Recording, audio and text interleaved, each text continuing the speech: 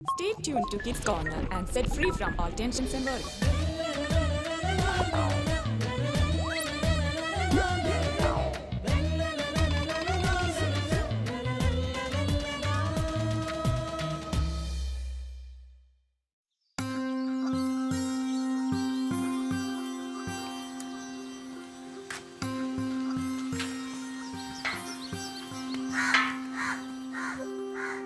എടാ തോമസൂട്ടി, ഈ സാമിപ്പൻ്റെ പുറകെയാടാ ഞാനായിട്ട് കൂട്ടുകൂടാനായിട്ട്. അതിനെന്താടാ അങ്ങോട്ട് കൂട്ടുകൂടിയേക്കണം. എന്നാലും അവൻ്റെ അടുപ്പം കാണിക്കലേ എനിക്കൊരു പാരയാവുന്ന എൻ്റെ പേടി. പാരയാ? എന്ത് പാര? അവൻ പഠിത്തത്തിൽ ഇച്ചിരി പുറകോട്ടാണെന്ന് എനിക്കറിയാലാടാ. അവൻ്റെ ഡൗട്ട് ഞാൻ ചെറുതായിട്ട് തീർത്തു കൊടുക്കേണ്ടി വരും. അതിലിപ്പോൾ എന്താടാ, നീ അവനൊന്ന് സഹായിക്കണം.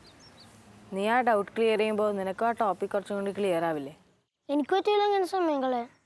എടാ അപ്പുക്കുട്ടാ, നിൻ്റെ മനോഭാവം നീ മാറ്റണം. മനോഭാവോ? അതെങ്ങനെയാ മാറ്റണേ?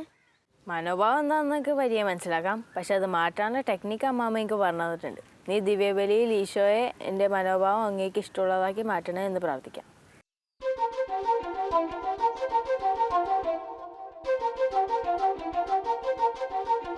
Praise God. ഇന്നത്തെ കിഡ്സ് കോർണറിലേക്ക് എൻ്റെ എല്ലാ കൂട്ടുകാർക്കും സ്വാഗതം. അങ്ങനെ ഒരു പുതിയ അക്കാഡമിക് ഇയറും കൂടെ സ്റ്റാർട്ട് ചെയ്യുകയാണല്ലേ. നിങ്ങളുടെ വെക്കേഷൻസ് ഒക്കെ കഴിഞ്ഞ് ഒരു പുതിയ ഇയർ തുടങ്ങുകയാണ്. അപ്പോൾ അതിനുവേണ്ടി എല്ലാവർക്കും ഓൾ ദി ബെസ്റ്റ്. കൂടാതെ നമ്മൾക്കൊരു പുതിയ ഇയർ, പുതിയ ടീച്ചേഴ്സ്, പുതിയ ക്ലാസ്, പുതിയ ഫ്രണ്ട്സ്, പുതിയ ബുക്സ്, പുതിയ യൂണിഫോം, എല്ലാം പുതിയത്. അപ്പോൾ നമ്മൾക്ക് നമ്മുടെ മനോഭാവം കൂടെ ഒന്ന് പുതിയതാക്കിക്കൂടെ ഈ വർഷം? അപ്പോൾ ഇന്നത്തെ എപ്പിസോഡിൽ നമ്മൾക്ക് അതിനു വേണ്ടി ട്രൈ ചെയ്യാം. ഓക്കെ, അപ്പോൾ ഇന്നത്തെ വചനവും സുഗ്രജപവും പഠിക്കാം. ഇന്നത്തെ വചനം ഇതാണ്. തെസ്സലോനിക്കാർക്ക് എഴുതിയ 1-ാം ലേഖനം 5-ാം അധ്യായം 16-ാം വാക്യം മുതൽ 18-ാം വാക്യം വരെ. എപ്പോഴും സന്തോഷത്തോടെ ഇരിക്കുവിൻ, ഇടവിടാതെ പ്രാർത്ഥിക്കുവിൻ, എല്ലാ കാര്യങ്ങളിലും നന്ദി പ്രകാശിപ്പിക്കുവിൻ. ഇതാണ് യേശു ക്രിസ്തുവിൽ നിങ്ങളെ സംബന്ധിച്ചുള്ള ദൈവഹിതം. അപ്പോൾ ഒന്ന് റിപ്പീറ്റ് ചെയ്യോ. എപ്പോഴും സന്തോഷത്തോടെ ഇരിക്കുവിൻ, എപ്പോഴും സന്തോഷത്തോടെ ഇരിക്കുവിൻ, ഇടവിടാതെ പ്രാർത്ഥിക്കുവിൻ, ഇടവിടാതെ പ്രാർത്ഥിക്കുവിൻ, എല്ലാ കാര്യങ്ങളിലും കാര്യങ്ങളിലും നന്ദി പ്രകാശിപ്പിക്കുവിൻ. നന്ദി പ്രദർശിക്കുവിൻ. ഇതാണ് ഇതാണ് യേശു ക്രിസ്തുവിൽ നിങ്ങളെ സംബന്ധിച്ചുള്ള ദൈവഹിതം. ഇനി സുകൃത ജപം. ഈശോയെ, ഞങ്ങളുടെ മനോഭാവം അങ്ങേക്ക് ഇഷ്ടമുള്ളതാക്കി മാറ്റണമേ. ഈശോയെ, ഞങ്ങളുടെ മനോഭാവം അങ്ങേക്ക് ഇഷ്ടമുള്ളതാക്കി മാറ്റണമേ. ഓക്കെ. മനോഭാവം എന്നാൽ എന്താണ് ആൻറ്റി? മനോഭാവം അല്ലെങ്കിൽ ആറ്റിറ്റ്യൂഡ് എന്ന് പറയുന്നത് നമ്മൾ ഒരുപാട് കേട്ടിട്ടുണ്ട്. ഒരുപാട് പേഴ്സണാലിറ്റി ഡെവലപ്മെൻറ്റ് ക്ലാസ്സുകളിലൊക്കെ ആറ്റിറ്റ്യൂഡാണ് നിങ്ങളുടെ സ്വഭാവത്തിൻ്റെ ഉയരം അല്ലെങ്കിൽ നിങ്ങളെന്ന് പറയുന്ന വ്യക്തിയുടെ ഉയരം നിർണ്ണയിക്കുന്നതൊക്കെ നമ്മൾ പല ക്ലാസ്സുകളിൽ കേട്ടിട്ടുണ്ട്. ചില ക്ലാസ്സുകളിലൊക്കെ ചില ടീച്ചേഴ്സ് കുട്ടികൾക്ക് കൊടുക്കുന്ന ഒരു ആക്ടിവിറ്റി ഇതാണ്. നിങ്ങളിപ്പം ABCD എന്ന് പറയുന്ന ലെറ്റേഴ്സ് എഴുതുക. എയ്ക്ക് നമ്മൾ 1 എന്നൊരു വാല്യൂ കൊടുക്കുക, ബിക്ക് 2, അങ്ങനെ ഓൾട്ടർനേറ്റീവായിട്ട് എല്ലാത്തിനും വാല്യൂ കൊടുത്തിട്ട് ഈ ആറ്റിറ്റ്യൂഡെന്ന് നിങ്ങൾ വലുതായിട്ട് ക്യാപിറ്റൽ ലെറ്റർ എഴുതണം. ആറ്റിറ്റ്യൂഡിൻ്റെ സ്പെല്ലിങ് മുഴുവൻ എഴുതണം. എന്നിട്ട് ഓരോ വാല്യൂ, എയുടെ വാല്യൂ 1 പ്ലസ് ടിയുടെ വാല്യൂ എത്രയാണത് എഴുതുക. അങ്ങനെ ആറ്റിറ്റ്യൂഡ് കൂട്ടിക്കഴിയുമ്പോൾ 100% എന്നൊരു ഉത്തരം നമുക്ക് കിട്ടും, അല്ലെങ്കിൽ 100 എന്ന് പറയുന്നൊരു വാല്യൂ നമുക്ക് കിട്ടും. അപ്പോൾ ഈ ഒരു ആറ്റിറ്റ്യൂഡാണ് ഒരു മനുഷ്യൻ്റെ അവൻ്റെ സ്വഭാവത്തെയും അല്ലെ അവൻ്റെ ജീവിതത്തെ തന്നെയും അവനിപ്പം വിജയത്തിലേക്ക് സക്സസ്ഫുള്ളായിട്ട് അവന് ജീവിക്കാൻ പറ്റണമെങ്കിൽ അവനുള്ളൊരു മനോഭാവമാണ് ഏറ്റവും വലുതെന്ന് പലപ്പോഴും പറയാറുണ്ട്. പിന്നെ മനോഭാവത്തെ പറ്റി ചിന്തിക്കുമ്പോൾ നമുക്ക് എന്തിനെക്കുറിച്ചൊക്കെയുള്ള മനോഭാവം എന്ന് ചിന്തിക്കുന്നത് നല്ലതാണ്. ഒന്ന്, നമുക്ക് സ്വയം നമ്മളെക്കുറിച്ചൊരു നല്ല മനോഭാവം വേണം, അല്ലേ? എനിക്ക് എന്നെക്കുറിച്ച് തന്നെ ഒരു മതിപ്പ് വേണം, നല്ലൊരു മനോഭാവം വേണം. മറ്റുള്ളവരെക്കുറിച്ച്, ഒന്നെങ്കിൽ എൻ്റെ കൂട്ടുകാരെക്കുറിച്ച്, എൻ്റെ അധ്യാപകരെക്കുറിച്ച്, എൻ്റെ വീട്ടിലുള്ളവരെക്കുറിച്ച്, എനിക്ക് ദൈവം തന്നിരിക്കുന്ന ദാനങ്ങളെക്കുറിച്ച്, കഴിവുകളെക്കുറിച്ച്, എനിക്ക് കിട്ടിയിരിക്കുന്ന പല കാര്യങ്ങളെക്കുറിച്ച് എല്ലാം എനിക്കൊരു നല്ലൊരു മനോഭാവം വേണം. പ്രകൃതിയോട് നല്ലൊരു മനോഭാവം വേണം, നമ്മുടെ സൊസൈറ്റിയോട് നല്ലൊരു മനോഭാവം വേണം. ഇങ്ങനെ പലതരത്തിലുള്ള മനോഭാവങ്ങളുണ്ട്. ഇപ്പോൾ എനിക്കൊരു ചെറിയൊരു ഇൻസിഡൻറ്റ്, നടന്നൊരു സംഭവം എൻ്റെ മനസ്സിലായിട്ട് ഇപ്പോൾ ഓർക്കണം. ഒരു ചേച്ചി പറഞ്ഞൊരു കാര്യമാണ്. ഒരു ട്രെയിനിൽ ഒരു അപ്പൻ 2 മക്കളെ കൊണ്ട് യാത്ര ചെയ്യുക. മക്കൾ ഭയങ്കര കുസൃതിക്കാരായിട്ടുള്ള മക്കൾ, 2 പെൺമക്കളാണ്. അവർ ട്രെയിനിൽ ഭയങ്കര തിക്കും തിരക്കുമാണ്, ആർക്കും വലുതായിട്ട് ഇരിക്കാനുള്ള സീറ്റൊന്നുമില്ല. പക്ഷേ ഈ ഒരു മനുഷ്യൻ പുറത്തോട്ട് ജനാലയുടെ സൈഡിലാണ് അദ്ദേഹം ഇരിക്കുന്നത്. അദ്ദേഹം ഇങ്ങനെ പുറത്തോട്ട് നോക്കി ഇങ്ങനെ ഇരിപ്പുണ്ട്. വളരെ ഒന്നും മിണ്ടുന്നില്ല, വിഷാദഭാവമാണ് അയാൾക്ക്. പക്ഷേ പിള്ളേർ അവിടെ കിടന്ന് ഭയങ്കരമായിട്ട് ആ ട്രെയിനിൽ ഭയങ്കരമായിട്ട് കിടന്ന് ബഹളം വയ്ക്കുന്നുണ്ട്. അപ്പോൾ മറ്റു പലരും ചിന്തിച്ച് കാണും, ഈ മനുഷ്യനൊന്ന് പറയുവാണെങ്കിൽ ഈ പിള്ളേരെ അടക്കി ഇവിടെ ഇരുത്തിക്കൂടെ, ഇയാൾക്ക് എന്തുകൊണ്ട് ഇത് പറയുന്നില്ല എന്ന് കരുതി ബാക്കിയുള്ള എല്ലാവരും ഇയാളെ ശ്രദ്ധിക്കുന്നുണ്ട്. പക്ഷേ ഇയാൾ ഒന്നും മിണ്ടുന്നില്ല. അപ്പോൾ നമ്മളുടെ കുറച്ച് ഒരു സ്റ്റേഷൻ എത്തിയപ്പോഴത്തേക്കിനും ഒരു യുവാവ് ഈ ഒരു ട്രെയിനിൽ കയറി. പ്രത്യേകിച്ച് ഇവരിയ്ക്കുന്ന സീറ്റിനടുത്ത് തന്നെ ഈ മനുഷ്യൻ വന്നിരുന്നു. അതൊരു ജയവയ്യായിരുന്നു, ജീസസ് യൂത്ത് ആളായിരുന്നു. അപ്പം നമ്മളുടെ ഒരു പ്രാർത്ഥിക്കുന്ന ഒരു മനുഷ്യനായതുകൊണ്ടാണോ അങ്ങനെ ഒരു സ്നേഹം കാണിക്കുന്നതുകൊണ്ടായിരിക്കും, എന്തുകൊണ്ടായിരിക്കും ഈ മനുഷ്യനിങ്ങനെ വിഷാദിച്ചിരിക്കുന്നത്, വിഷമിച്ചിരിക്കുന്നതെന്ന് അറിയാൻ വേണ്ടി പതുക്കെ ഇയാളുടെ അടുക്കളിട്ട് ഇങ്ങനെ വന്നു. അടുത്ത് വന്നിരുന്നിട്ട് ചേട്ടാ എന്തൊക്കെയുണ്ട് വിശേഷങ്ങൾ പതുക്കെ ചോദിച്ച് കാര്യങ്ങൾ അറിഞ്ഞപ്പോഴാണ് ഈ മനുഷ്യൻ്റെ അല്ലെങ്കിൽ ഈ മക്കളുടെ അമ്മ ശരിക്കും മരിച്ചുപോയി.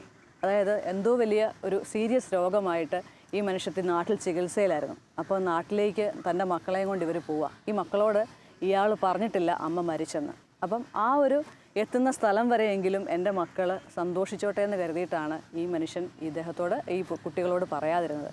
അപ്പം നമ്മൾ കാണുന്ന ഒരു കാഴ്ചയല്ല ശരിക്കും പറഞ്ഞാൽ മനോഭാവം നിർണ്ണയിക്കുന്നത്. അല്ലെങ്കിൽ മറ്റുള്ളവൻ്റെ ഒരു ഷൂവിൽ കയറി നിന്നുകൊണ്ട്, അവൻ നിൽക്കുന്ന സ്ഥലത്ത് നിന്നുകൊണ്ട്, അവൻ്റെ ആംഗിളിൽ നിന്നുകൊണ്ടുള്ളൊരു വീക്ഷണമാണത്. അതൊരു പുറം കാഴ്ചയല്ല, മറിച്ച് അതൊരു ഉൾക്കാഴ്ചയാണ്. നിങ്ങൾ ലൈഫ് ഈസ് ബ്യൂട്ടിഫുൾ എന്ന് പറഞ്ഞൊരു സിനിമയിൽ മോഹൻലാൽ കുട്ടികളെ എല്ലാവരെയും കൂടെ ബെഞ്ചിൻ്റെ മേളിൽ കയറ്റി നിർത്തിയിട്ട് താഴെ നിന്ന് ആ ഒരു വീക്ഷണകോൺ ചോദിക്കുന്നത് നിങ്ങളൊരു പക്ഷേ കണ്ടിരിക്കും. അപ്പോൾ അങ്ങനെ മറ്റുള്ളവൻ്റെ ആംഗിളിൽ നിന്നുകൂടി, ആ ഒരു കോണിൽ നിന്നുകൂടി കാണാനുള്ള ഒരു ഉൾക്കാഴ്ചയും കൂടെയാണ് മനോഭാവം എന്ന് പറഞ്ഞത്. മറ്റുള്ളവരോടുള്ള മനോഭാവം എങ്ങനെയാണ് മാറ്റാൻ സാധിക്കുക? നമുക്ക് മറ്റുള്ളവരോടുള്ള മനോഭാവം മാറ്റാൻ പറ്റുന്നത് ഒരുപക്ഷെ അവരായിരിക്കുന്ന സിറ്റുവേഷനിൽ നമ്മളായിരുന്നാൽ എങ്ങനെയായിരിക്കും എന്ന് ചിന്തിക്കുന്നതായിരിക്കും ഏറ്റവും നല്ല മാർഗമെന്ന് എനിക്ക് തോന്നിയിട്ടുണ്ട്. കാരണം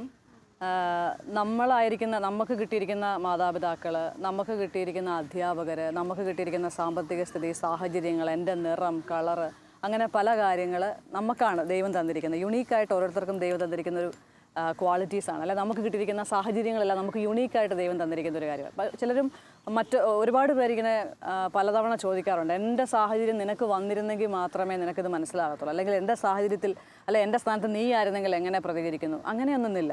ശരിക്കും പറഞ്ഞാൽ ഓരോരുത്തർക്കും യുണീക്കായിട്ട് ദൈവം ഓരോ സാഹചര്യങ്ങൾ തന്നിട്ടുണ്ട്. ഇനി ആ സാഹചര്യങ്ങളെ നമ്മൾ എങ്ങനെ കാണുന്നു, എങ്ങനെ അതിനോട് പ്രതികരിക്കുന്നു എന്നുള്ളതാണ് ഇമ്പോർട്ടൻ്റ് ആയിട്ട്. ചിലർക്ക് നിരാശ വരുമ്പം അവർ പെട്ടെന്ന് പോയി ആത്മഹത്യ ചെയ്യാൻ ശ്രമിക്കുന്നു, അല്ലെങ്കിൽ വിഷം കുടിച്ച് മരിക്കാൻ ശ്രമിക്കുന്നു.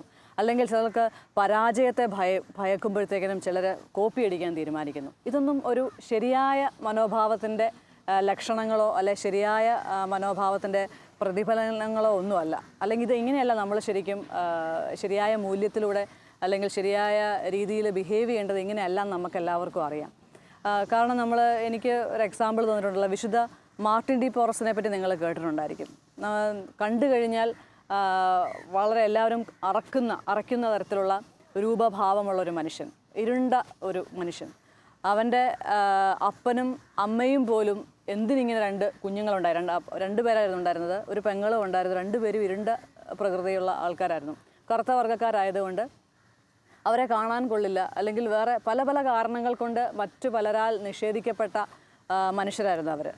പക്ഷേ ഇത്രയും തിക്തമായ അനുഭവങ്ങളിലൂടെ പോയപ്പോഴും ഈ മാർട്ടിൻ ഡി പോറസ് എന്ന് പറയുന്ന ഒരു പുണ്യാളൻ എങ്ങനെ വിശുദ്ധനായി തീർന്നു എന്ന് പറയുന്നത് ഭയങ്കരമായിട്ട് നമ്മളെ അതിശയിപ്പിക്കുന്ന കാര്യമാണ്. അമ്മ മറ്റ് വീടുകളിൽ പോയി വേലക്കാരിയായിട്ട് ഉപജീവന മാർഗം കണ്ടെത്തുമ്പോൾ അതിനകത്തുനിന്ന് കിട്ടുന്ന രൂപ മറ്റുള്ളവർക്ക് ദാനം ചെയ്യാൻ മാർട്ടിൻ ഡി പോറസ് ശ്രമിക്കുമായിരുന്നു. അപ്പം എല്ലാവരും ഗുഡ് ഫോർ നത്തിങ് എന്ന് പറഞ്ഞു കഴിഞ്ഞ ഒരു മനുഷ്യൻ വിശുദ്ധനാകാമെങ്കിൽ നമുക്കും അത് സാധ്യമാകും. അതുപോലെ തന്നെ നമ്മളും ഇങ്ങനെയാണ് ചിന്തിക്കേണ്ടത്. എല്ലാവർക്കും ഇപ്പം പെട്ടെന്ന് വിജയിക്കണം. അതിൻ്റെ ടൈം നമ്മൾക്ക് ആർക്കും വളരെ കുറയാനായിട്ട് നമ്മളാരും ഇടം കൊടുക്കുന്നില്ല. അതായത് സ്പീഡിലാണ് നമ്മുടെ വിജയം നമുക്ക് പലപ്പോഴും വേണ്ടത്. അതുകൊണ്ടാണ് പെട്ടെന്നുള്ള മാർഗ്ഗങ്ങൾ നമ്മൾ സ്വീകരിക്കുന്നത്. അല്ലെങ്കിൽ പെട്ടെന്ന് ജീവിതം മടുത്തു എന്ന് കരുതി നമ്മൾ നിരാശയിലേക്ക് പോവുകയും ആത്മഹത്യയിലേക്ക് പോകുന്നത്. ഇന്നൊരു വചനം ഇതാണ് പറയുന്നത്, എല്ലാം ദാനമാണ്. നമുക്ക് ദൈവം തന്നിരിക്കുന്ന എല്ലാം ദാനമാണ്. ഇപ്പം എനിക്ക് തന്നിരിക്കുന്ന സാഹചര്യമല്ല നിങ്ങൾക്ക് ഓരോരുത്തർക്കും തന്നിരിക്കുന്ന സാഹചര്യം. ആ സാഹചര്യങ്ങളെ എങ്ങനെ വൃത്തിയായി നമ്മൾ ഉപയോഗിക്കുന്നു എന്നുള്ളതാണ്. നമ്മൾ ആ ഒരു മനോഭാവത്തിൽ ഇപ്പം മേരി കോം എന്ന് പറഞ്ഞൊരു ബോക്സറിനെ പറ്റി നിങ്ങൾ കേട്ടിരിക്കും. കുഞ്ഞുനാളിലെ നോക്കിക്കഴിഞ്ഞാൽ ഈ മനുഷ്യത്തി ഒരു ബോക്സറാകാനുള്ള ആഗ്രഹം പുള്ളിയുടെ ഉള്ളിൽ ഉണ്ടായ നിമിഷങ്ങളിലൊന്നും ഇവർക്ക് വേണ്ട ഒരു ഫിസിക് ഉണ്ടായിരുന്നില്ല, ഒരു ഫിറ്റ്നസ് ഉള്ള ഒരു വ്യക്തിയായിരുന്നില്ല. പക്ഷേ അവരുടെ മനോഭാവം നന്മയിലേക്ക് വളർത്തി വീണ്ടും പരിശ്രമിക്കാനുള്ളൊരു മനോഭാവം അവരുണ്ടാക്കിയെടുക്കുകയും വീണ്ടും പരിശ്രമിക്കുകയും ഒത്തിരി പേര് പുള്ളിയെ തഴഞ്ഞതാണ്.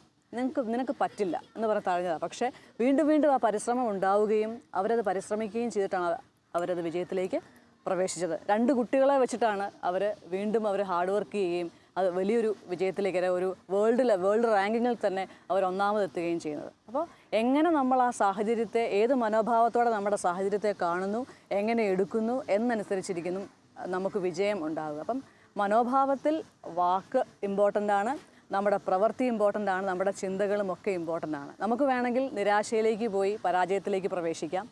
അല്ലെന്നുണ്ടെങ്കിൽ എനിക്കിതാണ്, എൻ്റെ സാഹചര്യം ഇതാണ്, ഈ സാഹചര്യം വെച്ചുകൊണ്ട് ഞാൻ ഹാർഡ് വർക്ക് ചെയ്യും, അല്ലെ ഈ സാഹചര്യം വെച്ചുകൊണ്ട് ഞാൻ മുന്നേറും, അല്ലെങ്കിൽ ഈ സാഹചര്യത്തിന് ദൈവത്തിന് ഞാൻ നന്ദി പറഞ്ഞുകൊണ്ട് എൻ്റെ ജീവിതത്തിൽ ഞാൻ മുന്നേറും എന്നൊരു തീരുമാനം എടുത്തു കഴിഞ്ഞാൽ നമുക്ക് തീർച്ചയായിട്ടും വിജയം പ്രാപിക്കാനായിട്ട് പറ്റും.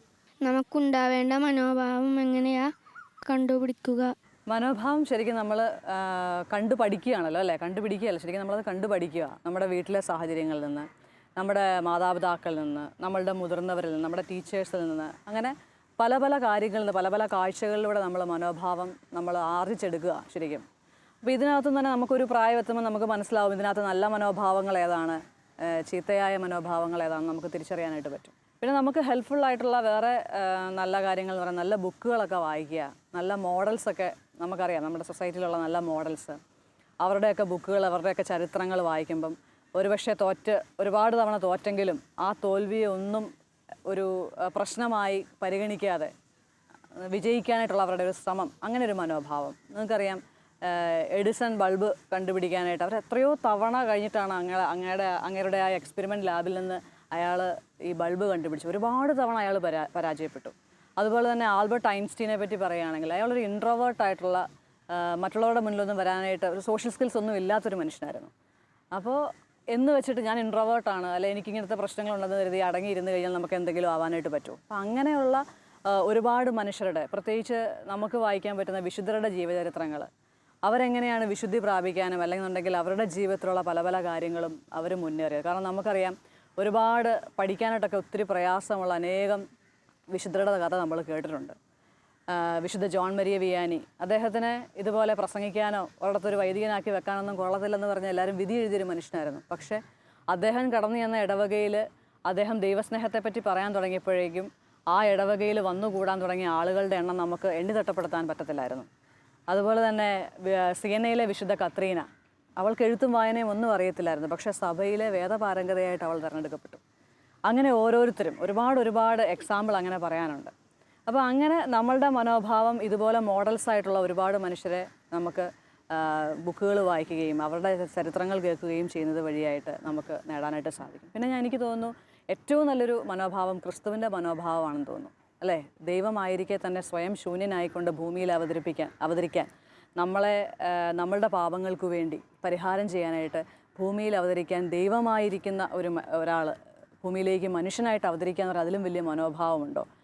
അല്ലെങ്കിൽ കന്യകയായിരിക്കുന്ന ഒരു പരിശുദ്ധ മറിയം, നീ പരിശുദ്ധാത്മാവിനാൽ ഗർഭിണിയാകാൻ പോകുന്നു എന്ന് പറയുമ്പോൾ അത് ഉൾക്കൊണ്ട മറിയത്തിൻ്റെ മനോഭാവം.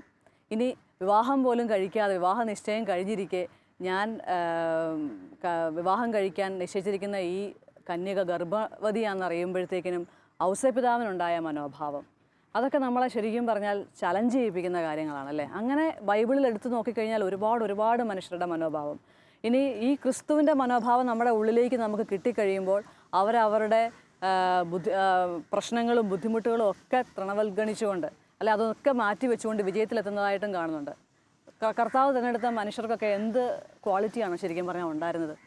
വിക്കനായ മോശയെക്കുറിച്ച് നമ്മൾ വിചാരിച്ചാൽ, അല്ലെങ്കിൽ 100-ാം വയസ്സിൽ അബ്രാഹത്തിന് കുഞ്ഞുണ്ടാവുക, അങ്ങനെ എടുത്തു നോക്കിക്കഴിഞ്ഞാൽ ഇഷ്ടം പോലെ ചരിത്രത്തിൽ ഇഷ്ടം പോലെ എക്സാമ്പിൾ നമ്മൾ ബൈബിളിൽ തന്നെ ഉണ്ട്.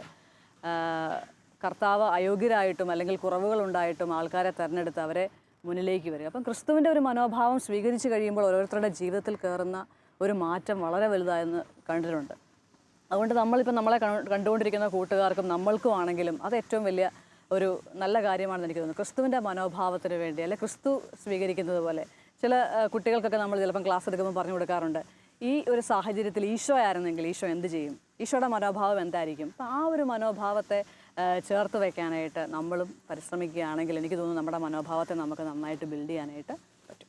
എനിക്കെൻ്റെ മനോഭാവം മാറ്റാൻ സാധിക്കുന്നില്ല, മാറ്റിയില്ലെങ്കിൽ എന്തെങ്കിലും കുഴപ്പമുണ്ടോ? ഇപ്പം മോള് പറയുന്ന ഒരു ക്വസ്റ്റ്യൻ്റെ ആൻസർ ശരിക്കും പറഞ്ഞാൽ വരുന്നത് എങ്ങനെയാണെന്നറിയാമോ? എന്നെ തല്ലണ്ട അമ്മാവ, ഞാൻ നന്നാവില്ല എന്നുള്ള ലെവലിലാണ് അതിൻ്റെ ആൻസർ വരാൻ പോകുന്നത്. കാരണം നമുക്ക് നല്ല മനോഭാവങ്ങൾ ഉണ്ടായാലാണ് നമുക്ക് സക്സസ്ഫുൾ ആവാൻ പറ്റുക. ചിലപ്പോൾ നമ്മളെ പിടിച്ചു വെക്കും. എൻ്റെ ഈ ഒരു സ്റ്റാൻഡിൽ നിന്ന് ഞാൻ മാറുന്ന പ്രശ്നമില്ല എന്ന് ചിലപ്പോൾ നമ്മൾ വിചാരിക്കും. പക്ഷേ അങ്ങനെ വിചാരിക്കുന്നവരൊക്കെ ഒരു തരത്തിലും വിജയമില്ലാത്ത, ചിലപ്പോൾ അവർ അങ്ങ് കയറി പോകുമായിരിക്കും, പക്ഷെ അവരുടെ ഒരു വിജയം വലിയൊരു മൂല്യമില്ലാത്തതും അല്ലെന്നുണ്ടെങ്കിൽ അവരുടെ ഒരു വീഴ്ച വളരെ അഗാധതയിലുള്ളൊരു വീഴ്ചയായിരിക്കും അവർക്ക് സംഭവിക്കാനായിട്ട് പോകുന്നത്. അപ്പോൾ നമുക്ക് തീർച്ചയായിട്ടും എൻ്റെ മനോഭാവം മാറ്റണം എന്നുള്ള കാര്യത്തിൽ യാതൊരു സംശയമില്ല. ഇനി എൻ്റെ മനോഭാവം നല്ലതാണെങ്കിൽ തീർച്ചയായിട്ടും ഞാനത് കീപ്പ് ചെയ്യുകയും വേണം, അല്ലേ? കീപ്പ് ചെയ്യണം. ഇനി എൻ്റെ മനോഭാവത്തിൽ മാറ്റം വരുത്തണം എന്ന് ഞാൻ വിചാരിച്ചിട്ടുണ്ടെങ്കിൽ തീർച്ചയായിട്ടും അതിനുള്ള പരിശ്രമമാണ് എനിക്ക് വേണ്ടത്. ഇനി നമ്മൾ നേരത്തെ ക്വസ്റ്റ്യനിൽ പറഞ്ഞതുപോലെ ക്രിസ്തുവിൻ്റെ മനോഭാവമാണ് നമുക്ക് ചേർത്തെടുക്കാൻ പറ്റുന്നത്, അല്ലെങ്കിൽ അതുപോലെ ക്രിസ്തുവിനെ അനുകരിച്ച അല്ലെങ്കിൽ നല്ല മനോഭാവം കാത്തു സൂക്ഷിച്ച അനേകർ നമ്മളുടെ ലൈഫിൽ മുന്നിൽ നിൽപ്പുണ്ട്. അപ്പോൾ അവരുടെയൊക്കെ ചില കാര്യങ്ങൾ നമുക്ക് സ്വീകരിക്കാനായിട്ട് പറ്റും. ഇനി ഈ മനോഭാവം എത്ര ശ്രമിച്ചിട്ട് മാറ്റാത്തവർ ശരിക്കും പറഞ്ഞാൽ നമുക്ക് ചെയ്യാൻ പറ്റുന്നത്, നമ്മൾ വിശുദ്ധ കുർബാനയിൽ ശരിക്കും പറഞ്ഞാൽ നമ്മളുടെ ഇത്തരം കാര്യങ്ങൾ നമ്മൾ പ്രാർത്ഥിക്കുക. വിശുദ്ധ കുർബാനയിൽ ഏറ്റവും പൂജ്യമായ ആരാധന നടക്കുന്ന സമയമാണ്. ആ ഒരു സമയത്ത് വലിയ അത്ഭുതം നടക്കുന്നതാണ്. ഈശോയുടെ ശരീരരക്തങ്ങളായിട്ട് അപ്പവും വീഞ്ഞും മാറ്റുന്ന തരത്തിലുള്ളൊരു ട്രാൻസ്ഫോർമേഷൻ നടക്കുന്ന സമയമാണ് പരിശുദ്ധ കുർബാന. ഈ പരിശുദ്ധ കുർബാനയിൽ പ്രാർത്ഥിക്കുമ്പോൾ ഈശോയെ എൻ്റെ മനോഭാവം എനിക്ക് മാറ്റിത്തരണമേ, അല്ലെങ്കിൽ എനിക്ക് ഇങ്ങനെ ചിന്തിക്കാൻ ആഗ്രഹമുണ്ട് പക്ഷെ പലപ്പോഴും നടക്കുന്നില്ല. പിന്നെ നമ്മൾ കുമ്പസാരം എന്ന കൂദാശയുണ്ടല്ലേ, പല തവണകളായിട്ട് നമ്മൾ അടുപ്പിച്ച് കുമ്പസാരിക്കും. ചിലപ്പോൾ ചില കാര്യങ്ങളൊക്കെ നമുക്ക് എത്ര തവണ കുമ്പസാരിച്ചാലും എല്ലാ പ്രാവശ്യവും നമ്മൾ ആവർത്തിക്കുന്ന പാപങ്ങളുണ്ടായിരിക്കാം. പക്ഷെ നമ്മൾ അടുപ്പിച്ചടുപ്പിച്ചുള്ള കുമ്പസാരത്തിൽ നമുക്ക് ആ ഒരു കൂദാശയിൽ കിട്ടുന്ന ഒരു കൃപാവരം എന്താണെന്ന് വെച്ചാൽ, നമ്മൾ 5 തവണ ആവർത്തിച്ച് ചിലപ്പോൾ കുറേ പ്രാവശ്യം അടുപ്പിച്ച് നമ്മൾ കുമ്പസാരിക്കുമ്പോൾ ചിലപ്പോൾ നമുക്കത് 3 തവണയാക്കാൻ പറ്റും, 2 തവണയാക്കാൻ പറ്റും, 1 തവണയാക്കാൻ പറ്റും. അങ്ങനെ കുറേ നാൾ കഴിയുമ്പോൾ നമുക്കതില്ലാതെ തന്നെ ആക്കാനായിട്ട് പറ്റും. പിന്നെ നമ്മൾ തന്നെ വൈകുന്നേരം ഇരിക്കുമ്പോഴത്തേനും നമ്മളൊന്ന് റിഫ്ലക്റ്റ് ചെയ്യുക. കുറച്ചുകൂടെ കാര്യമായിട്ട് പറഞ്ഞാൽ പേഴ്സണൽ പ്രെയർ എന്നൊരു സംഭവം പറയും. വ്യക്തിപരമായ ഒരു പ്രാർത്ഥന, ഒരു 5 മിനിറ്റോ അല്ലെങ്കിൽ 10 മിനിറ്റോ നിങ്ങളുടെ സമയം നിശ്ചയിക്കുക. ആ ഒരു സമയത്ത് നമ്മളൊന്ന് റിഫ്ലക്റ്റ് ചെയ്യുക നമ്മളെ തന്നെ. ഇന്നത്തെ ദിവസം എങ്ങനെ ഉണ്ടായിരുന്നു, എൻ്റെ ഇന്ന ചില സാഹചര്യങ്ങളോട് അല്ലെങ്കിൽ ഇന്ന വ്യക്തിയോട് എൻ്റെ സമീപനത്തിൽ അല്ലെങ്കിൽ വർത്തമാനത്തിൽ എന്തൊക്കെ മാറ്റങ്ങളാണ് ഒരുപക്ഷെ ഞാൻ വരുത്തേണ്ടിയിരുന്നത്. ഞാൻ ചിലപ്പോഴൊക്കെ ചിന്തിക്കാറുണ്ട്, ഈശോയെ ആ ഒരു സിറ്റുവേഷനോട് അങ്ങനെ പ്രതികരിക്കേണ്ടതില്ലായിരുന്നു, കുറച്ചും കൂടെ എനിക്കൊന്ന് ശ്രദ്ധിക്കാമായിരുന്നു, കുറച്ചും കൂടെ എൻ്റെ മനോഭാവം അതിൽ നന്നാക്കാമായിരുന്നു. അപ്പോൾ നമുക്ക് തെറ്റുപറ്റി പോകുന്നുണ്ടെങ്കിൽ, എൻ്റെ മനോഭാവത്തിൽ വീഴ്ച വന്നിട്ടുണ്ടെങ്കിൽ നമ്മൾ തീർച്ചയായിട്ടും നിരാശപ്പെടേണ്ടതോ ഒന്നുമല്ല. നമ്മളൊക്കെ മനുഷ്യരാണ്. മനുഷ്യർക്ക് അവരുടെ മനുഷ്യപ്രകൃതിക്ക് അനുസൃതമായ ബലഹീനതകളുണ്ട് താനും. പക്ഷെ നമ്മൾ ആ ബലഹീനതകളെ നമ്മൾ ആദ്യം അക്സെപ്റ്റ് ചെയ്യുന്നതാണ് ഏറ്റവും വലിയ കാര്യം. ഞാൻ അംഗീകരിക്കുന്നു, ഈശോയെ എനിക്ക് എൻ്റെ മനോഭാവം ഇങ്ങനെയായിപ്പോയി. ഇനി നമ്മളത് റിഫ്ലക്റ്റ് ചെയ്യുമ്പോൾ നമ്മൾ ഞാൻ പരിശ്രമിക്കണമല്ലോ, ശ്രമമാണല്ലോ പലപ്പോഴും നമുക്ക് വേണ്ടത്. അപ്പം എനിക്ക് തോന്നുന്നു ചിലപ്പോഴെങ്കിലും നമുക്ക് വേണ്ട ഒരു ഗുണമാണ് പരാജയപ്പെടാനുള്ളൊരു മനോഭാവം, അല്ലെ പരാജയം സമ്മതിക്കാനുള്ള ഒരു മനോഭാവം നമുക്ക് വേണം. പലർക്കും ഇന്നത്തെ കാലത്ത് വിജയം മാത്രമാണല്ലോ അവരുടെ ലക്ഷ്യം. എപ്പോഴും സക്സസ്ഫുൾ ആവുക, എനിക്കൊരിക്കലും തോക്കാൻ പറ്റില്ല, തോറ്റു കൊടുക്കാൻ പറ്റില്ല. അപ്പോൾ എൻ്റെ വീട്ടിലാണെങ്കിലും അമ്മ ഒരു വഴക്ക് പറഞ്ഞാൽ എനിക്കതിനെ അക്സെപ്റ്റ് ചെയ്യാൻ പറ്റത്തില്ല, അല്ലെ എൻ്റെ സഹോദരനുമായിട്ട് വഴക്ക് പിടിക്കുമ്പോൾ, അല്ലെ എൻ്റെ അടുത്തിരിക്കുന്ന കൂട്ടുകാരനെ ഒന്ന് അക്സെപ്റ്റ് ചെയ്യാനായിട്ട് എനിക്ക് പറ്റില്ല, അല്ലെ എൻ്റെ കൂട്ടുകാരനെ ഒന്ന് പരിഗണിക്കാൻ എനിക്ക് പറ്റില്ല. അപ്പോൾ അങ്ങനെയൊക്കെയുള്ള ചില കാര്യങ്ങൾ നമ്മുടെ നല്ല മനോഭാവങ്ങളിൽ നിന്ന് അകറ്റി നിർത്തുന്നുണ്ട്. ചില സമയങ്ങളിലൊക്കെ പരാജയം നല്ലതാണ്. കാരണം പരാജയമാണല്ലോ പലപ്പോഴും വിജയത്തിലേക്കുള്ള ഒരു ചവിട്ടുപടി എന്ന് പറയുന്നത്. പരാജയപ്പെടുമ്പോഴാണ് നമ്മൾ പരാജിതൻ്റെ വേദനയിലേക്ക് നമ്മൾ വരുന്നത്, അല്ലേ? എന്നെ പോലെ എപ്പോഴും വിജയിച്ചുകൊണ്ട് മാത്രമേ വരുന്നാൽ. പിന്നെ എനിക്ക് തോന്നുന്നൊരു കാര്യം, നമ്മൾ വിജയിച്ചവരെ ഒന്ന് അപ്രീഷിയേറ്റ് ചെയ്യുന്നത് നല്ലതായിരിക്കും. നമ്മുടെ ക്ലാസ്സിലെ കുട്ടികളിൽ A+ എല്ലാത്തിനും വാങ്ങിച്ചവർ ചിലപ്പോൾ നമുക്ക് മാർക്ക് കുറഞ്ഞിട്ടുണ്ടെങ്കിൽ നമ്മൾ പോയി അങ്ങോട്ടൊന്ന് അപ്രീഷിയേറ്റ് ചെയ്യില്ല. അല്ലെങ്കിൽ നമ്മുടെ ക്ലാസ്സുകളിൽ ഡിസബിലിറ്റി ഉള്ള അല്ലെ ഭിന്നശേഷിയുള്ള ആൾക്കാർ ചിലപ്പം കാണും. അത് ചിലപ്പോൾ ബുദ്ധിയുടെ കാര്യത്തിലാവാം, ശാരീരികമായ അവസ്ഥയുടെ കാര്യത്തിലാവാം. അപ്പോൾ അങ്ങനെയുള്ളവരെയൊക്കെ ഒന്ന് കൺസിഡർ ചെയ്യാനും, അങ്ങനെയൊക്കെ കൺസിഡർ ചെയ്യുമ്പോൾ നിങ്ങളുടെ മനോഭാവം ശരിക്കും വളരുകയാണ്. അങ്ങനെയാണ് പറയുന്നത്, നമ്മളുടെ മനോഭാവമാണ് നമ്മുടെ ഉയരം നിശ്ചയിക്കുക. ആറ്റിറ്റ്യൂഡ് ഡിറ്റർമൈൻസ് അവർ ഓൾട്ടിറ്റ്യൂഡ് എന്ന് നമ്മൾ സാധാരണ പറയാറുണ്ട്. അപ്പോൾ തീർച്ചയായിട്ടും നമ്മുടെ ഒരു പേഴ്സണൽ റിഫ്ലക്ഷനിലൂടെയും ഈശോയോട് കൂടെ ചേർന്ന് നിൽക്കുന്നതിലൂടെയും വചന പഠനത്തിലൂടെയും വിശുദ്ധരുടെ ജീവചരിത്രം വായിക്കുന്നതിലൂടെയൊക്കെ നമുക്ക് നമ്മുടെ നല്ല മനോഭാവം നമുക്ക് ബിൽഡ് ചെയ്യാനായിട്ട് പറ്റും. ഞാൻ ശ്രദ്ധിച്ചൊരു കാര്യം, പലപ്പോഴും മറ്റുള്ളവരെ നമ്മൾ കുറ്റം വിധിക്കുമ്പോൾ നമ്മളുടെ മനോഭാവത്തിന് തന്നെയാണ് പ്രശ്നം, ഇല്ലേ? അപ്പോൾ അങ്ങനെ ഒരു വലിയ പ്രശ്നം നമുക്ക് അതിൽ നിന്ന് മോചനം കിട്ടാൻ തോമസ് ഊട്ടിയുടെ ടെക്നിക്ക് തന്നെ ഉപയോഗിക്കാം, നമ്മളുടെ സുകൃതജപം. ഇന്നത്തെ നമ്മുടെ സുകൃതജപം ഇടയ്ക്കിടയ്ക്ക് നിങ്ങൾ ഏറ്റുപറയണം, ഓക്കെ? അപ്പോൾ അടുത്തത് നമ്മൾക്കൊരു ആക്ഷൻ സോങ് കാണാം. അതിനു മുമ്പ് വചനവും സുകൃതജപം ഏറ്റുപറയാം. തെസ്സലോനിക്കാർക്ക് എഴുതിയ 1-ാം ലേഖനം 5-ാം അധ്യായം 16-ാം വാക്യം മുതൽ 18-ാം വാക്യം വരെ. എപ്പോഴും സന്തോഷത്തോടെ ഇരിക്കുവിൻ, എപ്പോഴും സന്തോഷത്തോടെ ഇരിക്കുവിൻ, ഇടവിടാതെ പ്രാർത്ഥിക്കുവിൻ, ഇടവിടാതെ പ്രാർത്ഥിക്കുവിൻ, എല്ലാ കാര്യങ്ങളിലും നന്ദി പ്രകാശിപ്പിക്കുവിൻ. പ്രകാശിക്കുവിൻ. ഇതാണ് യേശുക്രിസ്തുവിൽ നിങ്ങളെ സംബന്ധിച്ചുള്ള ദൈവഹിതം. ഇനി സുഹൃജപം. ഈശോയെ ഞങ്ങളുടെ മനോഭാവം അങ്ങേക്ക് ഇഷ്ടമുള്ളതാക്കി മാറ്റണമേ.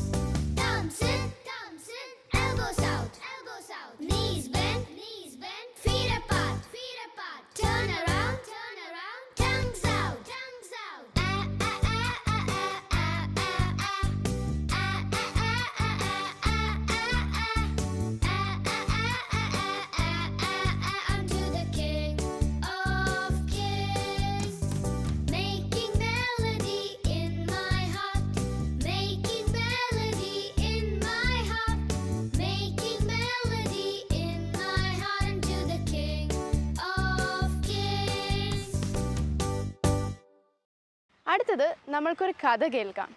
അമ്മാമ്മ നമുക്ക് ഇന്ന് പറഞ്ഞു തരാൻ പോണ വിശുദ്ധ വെറോണിക്ക ജൂലിയാനെ കുറിച്ചാണ്.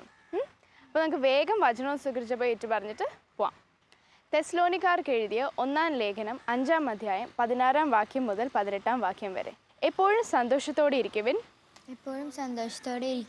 ഇടവിടാതെ പ്രാർത്ഥിക്കുവിൻ, എല്ലാ കാര്യങ്ങളിലും നന്ദി പ്രകാശിപ്പിക്കുവിൻ. ഇതാണ് യേശുക്രിസ്തുവിൽ നിങ്ങളെ സംബന്ധിച്ചുള്ള ദൈവഹിതം. ഇനി സുഹൃജപം. ഈശോയെ ഞങ്ങളുടെ മനോഭാവം അങ്ങേക്ക് ഇഷ്ടമുള്ളതാക്കി മാറ്റണമേ.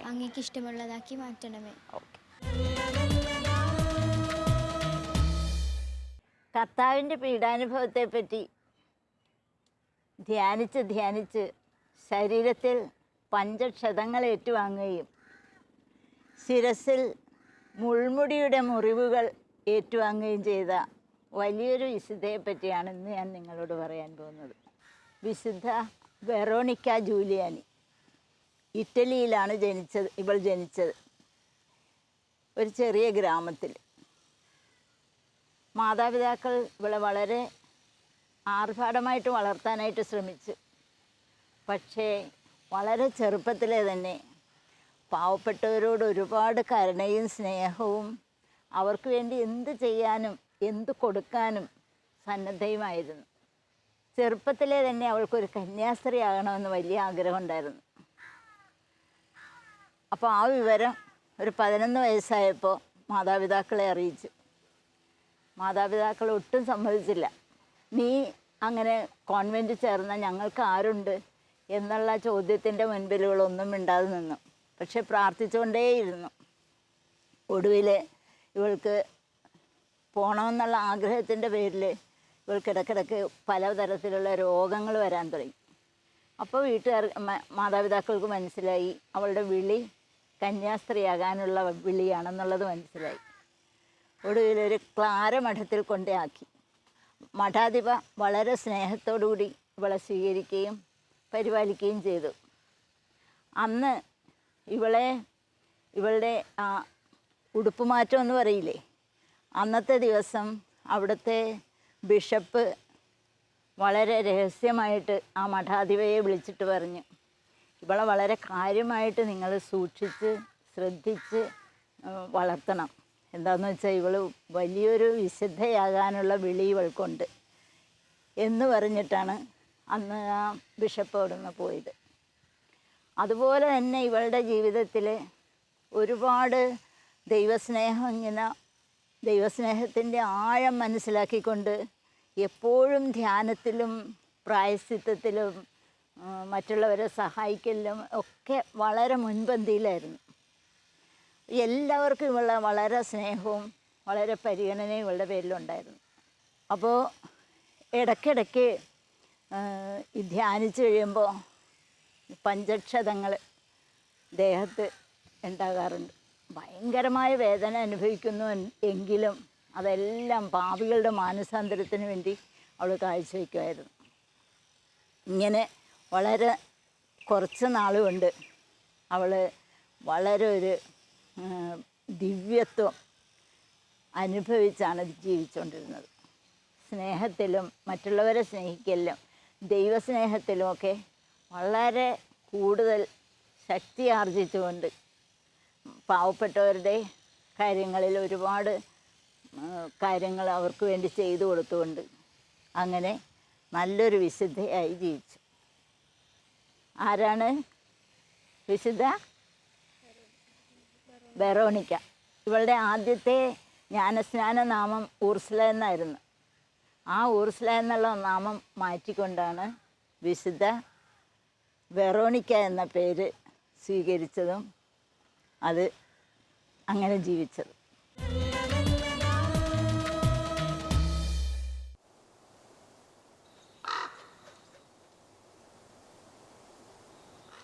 ഇപ്പോൾ ഈ വിഷ്വലിൽ കണ്ട പോലെ നമ്മൾക്ക് ചിലർക്കെങ്കിലും ഈ ഒരു സ്വഭാവം ഉണ്ടാവും അല്ലേ? ശരിക്കും പറഞ്ഞാൽ ഈ ലോകത്ത് എല്ലാ ജീവികളെയും ദൈവം നമ്മളെ സൃഷ്ടിച്ചതുപോലെ തന്നെയാണ് സൃഷ്ടിച്ചിരിക്കുന്നത് അല്ലേ? അവരെ ഉപദ്രവിക്കേണ്ട ആവശ്യമുണ്ടോ? നിങ്ങൾക്കറിയോ വിശുദ്ധ ഫ്രാൻസിസ് അസീസി ഈ പറയുന്ന ജീവികളെയൊക്കെ വിളിച്ചിരുന്നത് എങ്ങനെയാണ്? സഹോദരങ്ങളെ എന്നാണ്. എന്ന് പറഞ്ഞ് നിങ്ങളങ്ങനെ വിളിക്കണം എന്നല്ല, പക്ഷേ നമ്മൾ അനാവശ്യമായിട്ട് ഒരു മൃഗങ്ങളെയും ഉപദ്രവിക്കേണ്ട ആവശ്യമില്ല. പിന്നെ ചെയ്യോ? പിന്നെ നിങ്ങളുടെ ഫ്രണ്ട്സോ ആരെങ്കിലും അങ്ങനെ ചെയ്യുന്ന കാണുകയാണെങ്കിൽ പറഞ്ഞു കൊടുക്കണം. ഓക്കെ? അപ്പോൾ ഇന്നത്തെ എപ്പിസോഡ് ഇവിടെ കഴിഞ്ഞു. നിങ്ങളൊരു പോസിറ്റീവ് ആറ്റിറ്റ്യൂഡോടെ ഈ ഒരു വർഷം മുന്നോട്ട് കൊണ്ടുപോകുമെന്ന് വിചാരിക്കണം. അപ്പോൾ നമുക്കൊന്നും കൂടെ വചനവും സുകൃതവും ഏറ്റുപറഞ്ഞിട്ട് ഈ എപ്പിസോഡ് അവസാനിപ്പിക്കാം. തെസ്സലോനിക്കാർക്ക് എഴുതിയ 1-ാം ലേഖനം 5-ാം അധ്യായം 16-ാം വാക്യം മുതൽ 18-ാം വാക്യം വരെ. എപ്പോഴും സന്തോഷത്തോടെ ഇരിക്കുവിൻ, എപ്പോഴും സന്തോഷത്തോടെ ഇരിക്കുവിൻ, ഇടവിടാതെ പ്രാർത്ഥിക്കുവിൻ, എല്ലാ കാര്യങ്ങളിലും നന്ദി പ്രകാശിപ്പിക്കുവിൻ. ഇതാണ് യേശുക്രിസ്തുവിൽ നിങ്ങളെ സംബന്ധിച്ചുള്ള ദൈവഹിതം.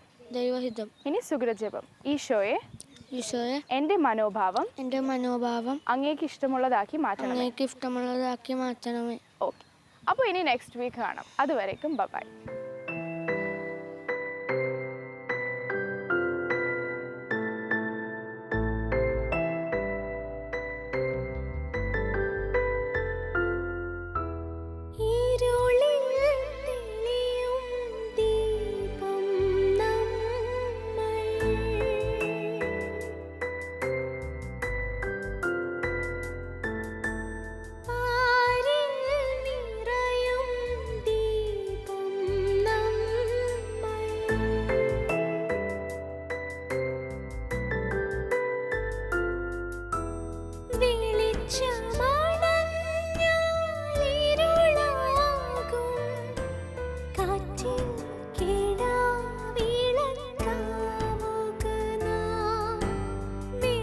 ചുമ